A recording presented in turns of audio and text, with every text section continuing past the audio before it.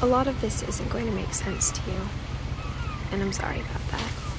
I'm just gonna start at the beginning, with the house.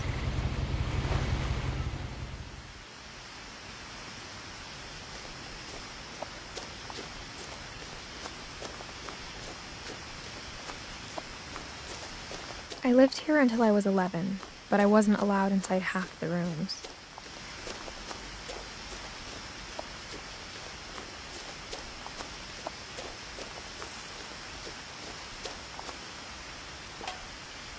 Inside the mailbox were bills from 7 years ago, marked urgent, open immediately.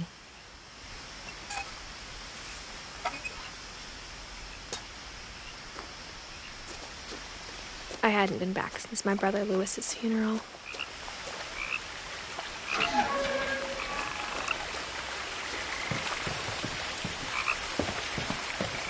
In her will, my mother left me a key, but didn't tell me what it unlocked. Maybe she thought I'd know. Or she thought that the mystery would be enough to bring me back.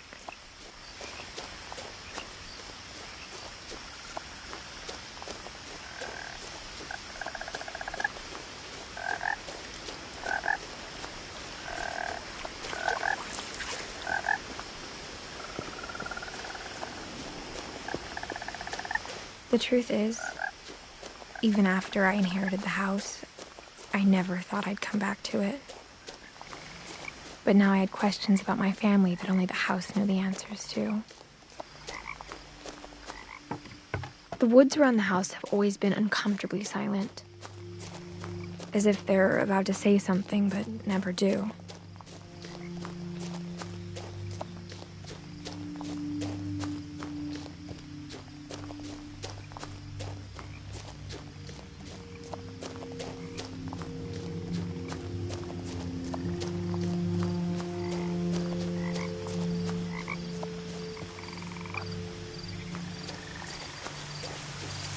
The house was exactly like I remembered it, the way I'd been dreaming about it. As a child, the house made me uncomfortable in a way I couldn't put into words. Now, as a 17-year-old, I knew exactly what those words were. I was afraid of the house.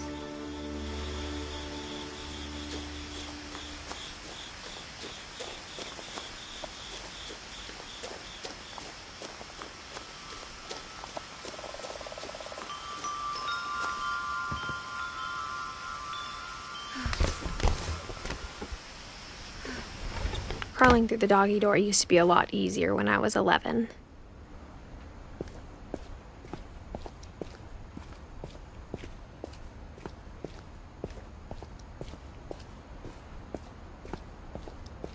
For the first time in years, I felt like I was home.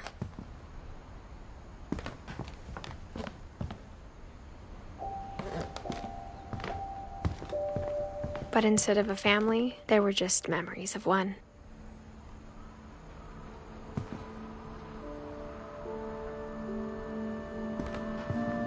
Like how only one restaurant would deliver to our house, so we had Chinese a lot.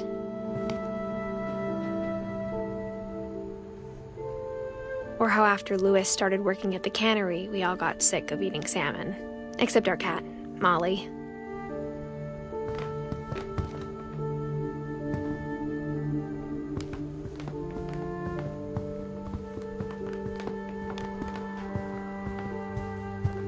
The table was still a wreck from the night we left.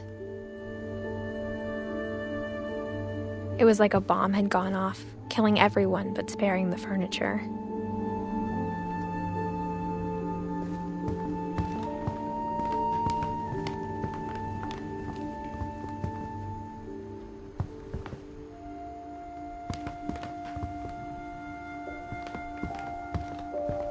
Nothing in the house looked abnormal. There was just too much of it, like a smile with too many teeth.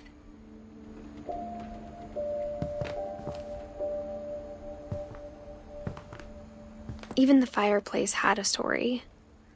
Edie told me the bricks came from the original house, after it sank.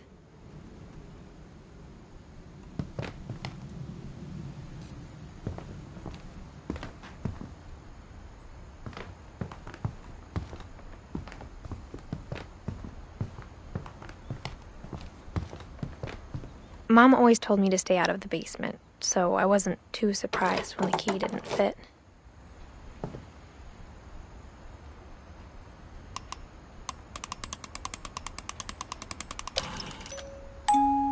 Great-Grandpa Sven built a music box for Barbara, along with the rest of the house.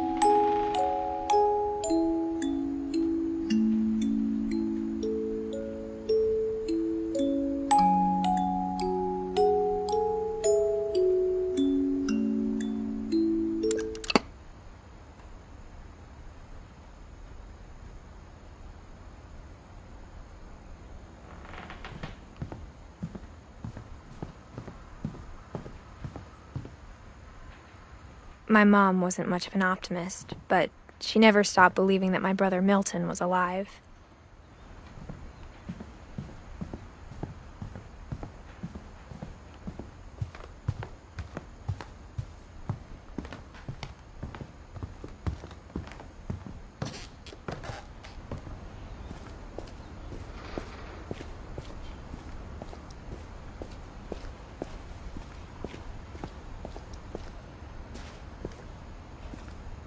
The power had been turned off the night we left.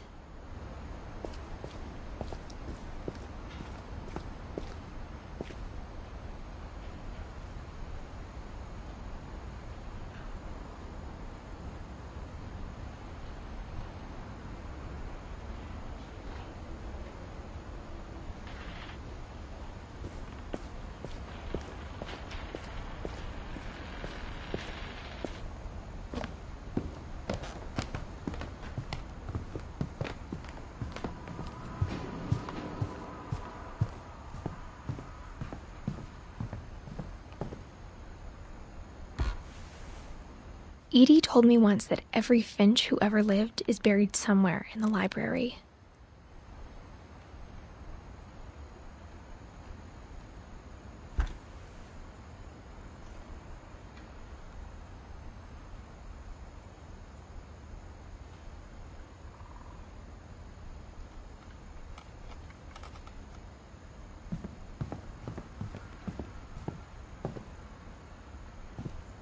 After Milton disappeared, Mom sealed up all the bedrooms.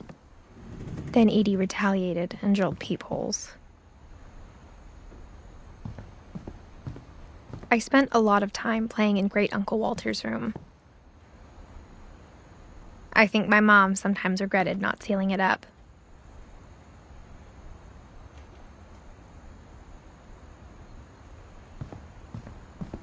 Lewis told me there were secret passages, but I never believed him.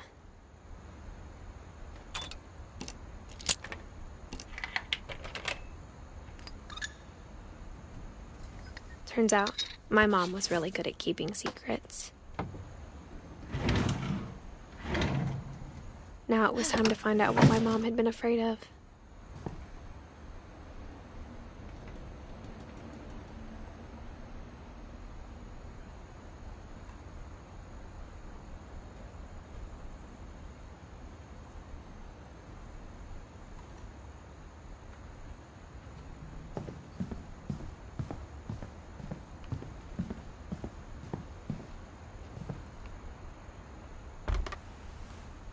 Molly always seemed like a girl I could imagine being friends with, if she hadn't died in 1947.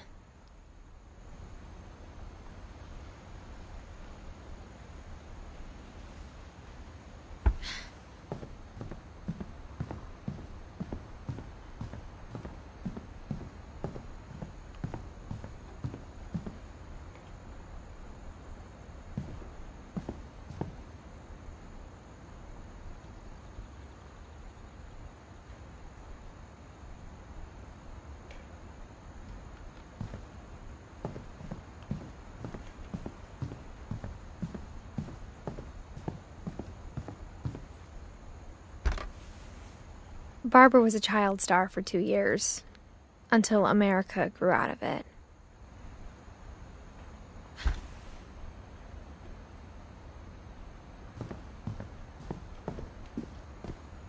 Mom must have locked the third-floor stairs on the night we left.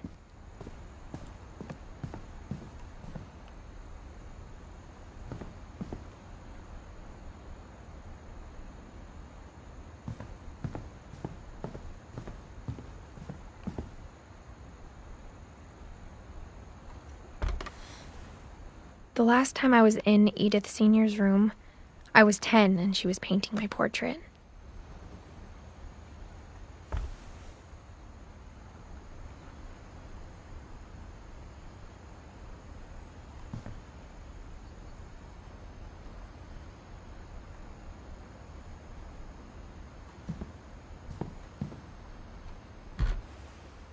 As a kid, I just assumed every house had peepholes and sealed rooms you weren't allowed inside of.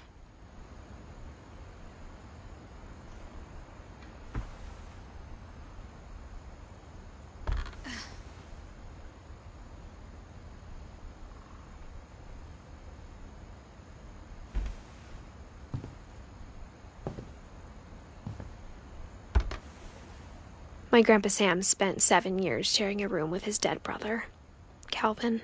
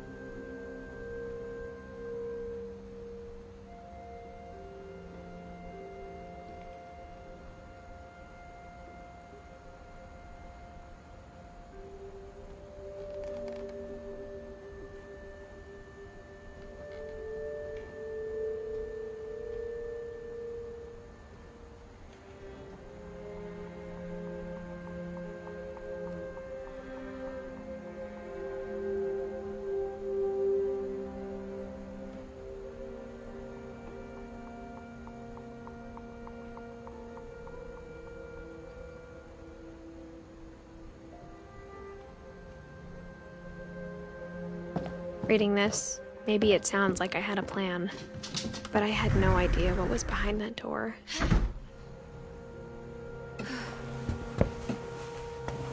Just like I had no idea where all this was gonna lead. I got the sense Edie had spent a lot of time here, before my mom sealed the doors.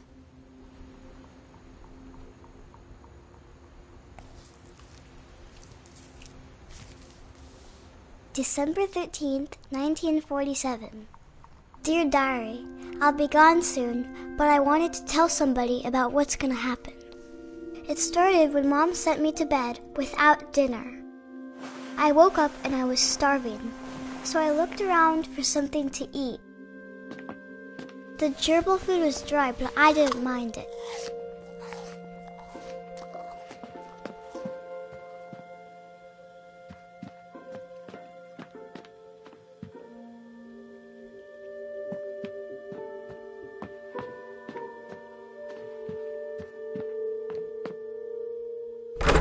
Mom, can I come out now? Sweetheart, it's late. Go to sleep.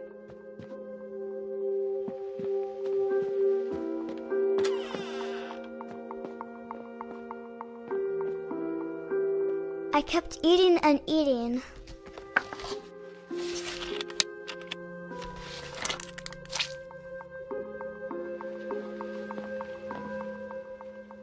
lot of things that night.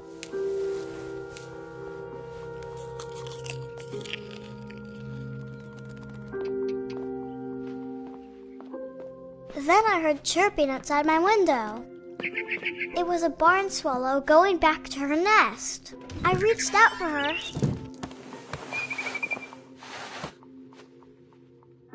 And suddenly, I was a cat.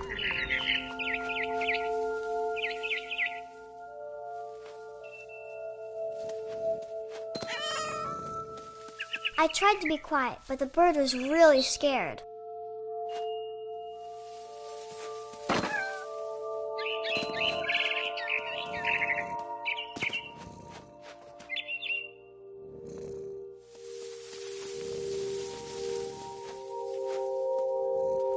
Mom and Dad didn't even look at me.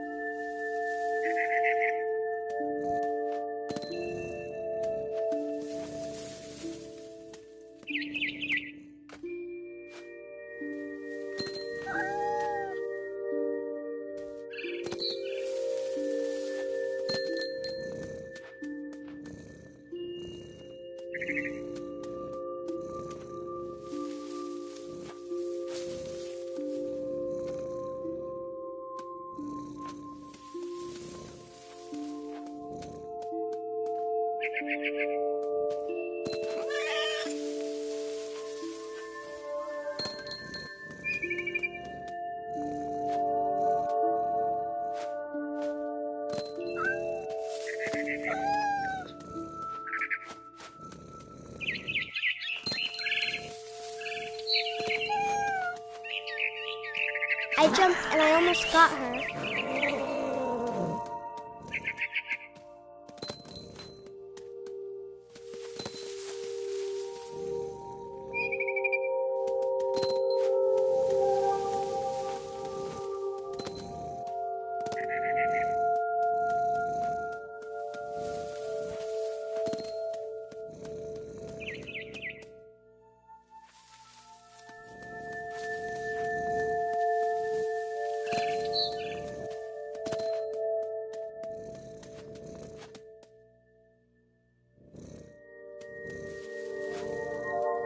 I could tell she was getting really tired. Now I was up in the big tree. I promised Dad I wouldn't climb it anymore. All I cared about was eating that mama bird.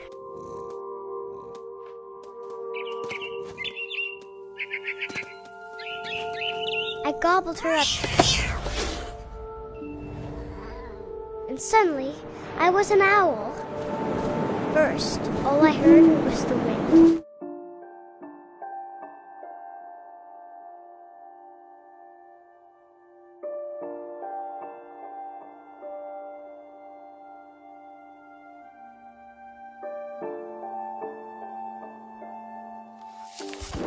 Then I heard little teeth nibbling in the grass.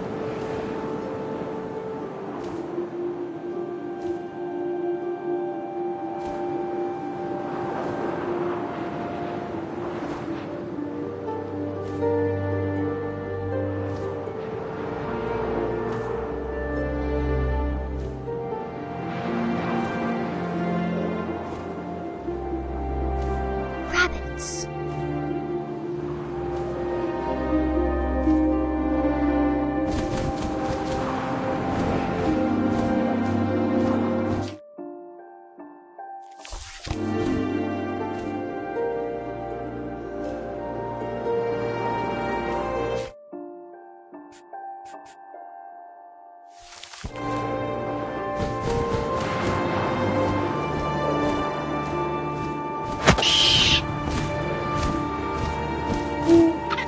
I imagined his face looking up and seeing mine through my talent.